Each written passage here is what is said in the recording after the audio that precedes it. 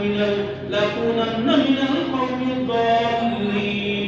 চাঁদকে একটু বড় বলে, আচ্ছা ধরো এটা আমার রব, চাঁদও তো আসমানে থাকে না। এবার বলে, হে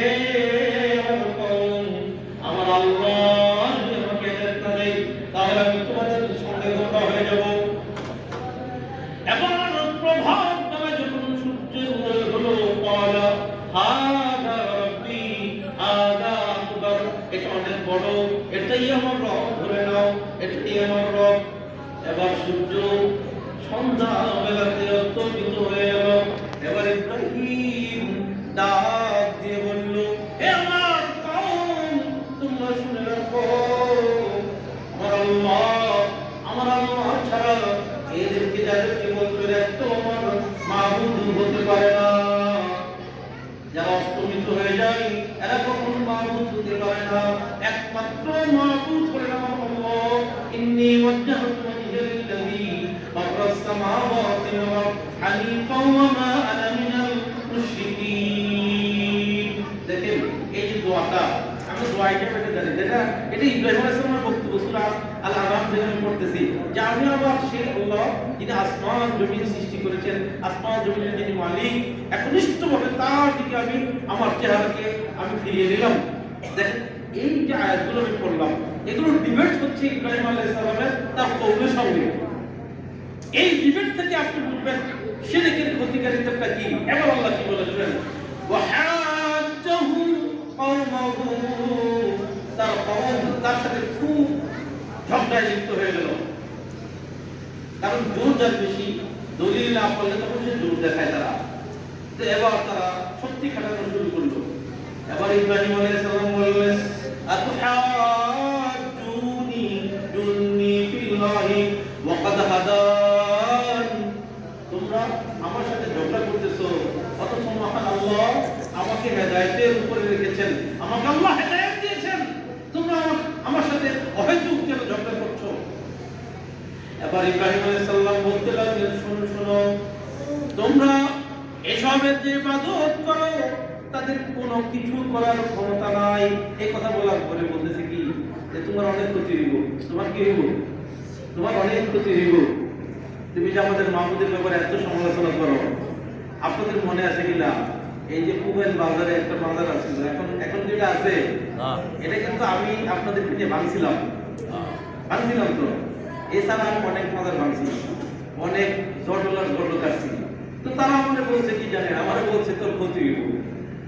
একবার আমি ঢাকা থাকি, তো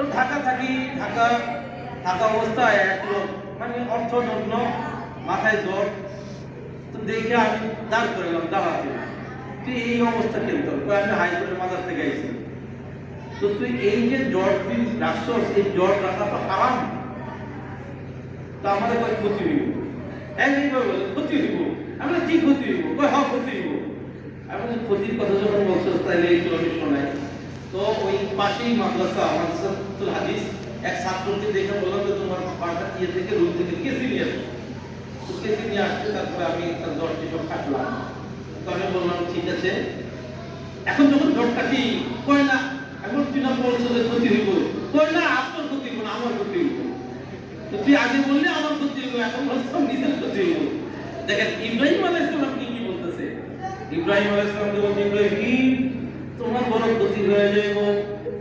ইব্রাহিম আলাইহিস সালাম বলেন, কাইফা খাফু মান আশরাকতুম ওয়া লা তাখাফুনা আন্নাকুম আশরাকতুম বিল্লাহ।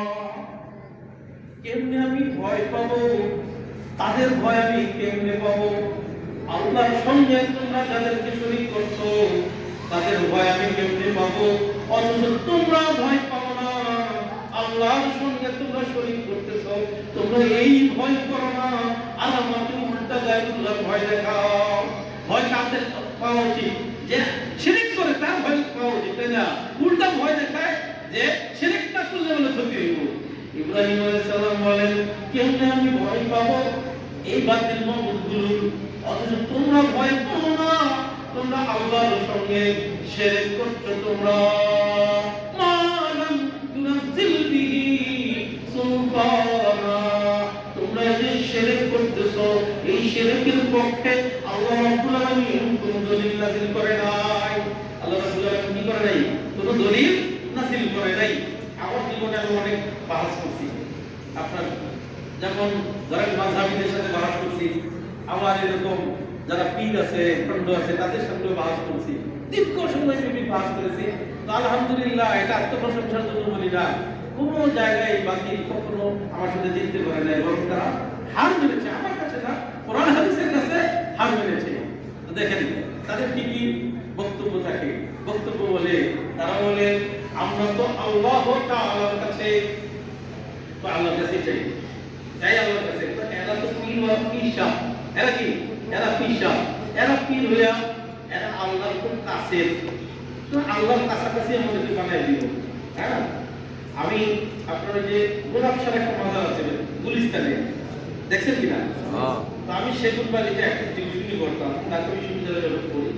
তখন থাকতাম বরিশালে, এদিকে যাইতাম। আমার রুটিন ছিল প্রতিদিন একটা করে লোককে, এই যারা মাজারে গোলাপশাহ মাজারে আসে, এদের একটা করে লোককে আমি বুঝাইতাম।